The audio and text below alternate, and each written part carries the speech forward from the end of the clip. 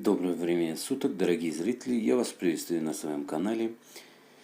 В Таджикистане особое внимание уделяется изучению русского языка, заявил министр образования и науки республики Имамзада. Выступая на пресс-конференции, он отметил, что в республике существуют все правовые и социальные предпосылки для развития русского языка.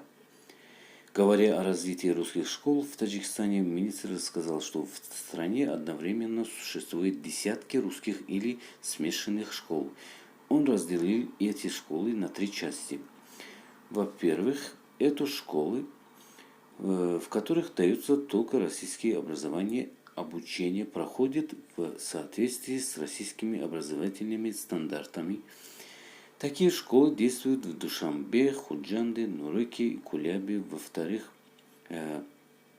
таджикские национальные школы, где обучение ведется на русском языке. В-третьих, школы смешанные таджикско-русские, таджикско-русско-узбекские, русско-английские и даже таджикско-русско-английские. По данным Министерства образования и науки Таджикистана, в этих школах обучаются 207 486 учеников. Из них в таджикско-русских школах 186 334 детей. В таджикско-русских узбекских 14 811.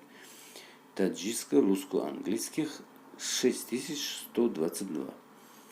Министр образования и науки Таджикистана заявил, что главной причиной роста русских школ в стране является прежде всего люди, которые хотят, чтобы их дети учились в этих школах.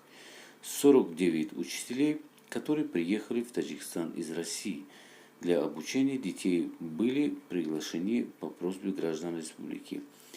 Сейчас они в отпуске и вернутся в Таджикистан, когда эпидемическая ситуация улучшится, сказали в Таджикистане.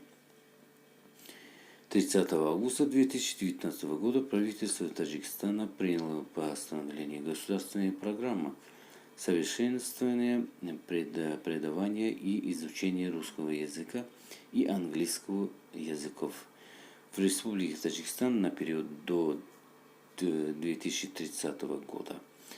По данным Министерства образования и науки Таджикистана, второй этап этой программы реализуется и готовится планирование третьего этапа. Дорогие зрители, наш видео подошел к концу. Поставьте лайк и пишите в комментарии, как вы считаете, это очень хороший эпизод нашей страны. И дети будут очень счастливы в будущем. Как вы считаете, пишите в комментариях.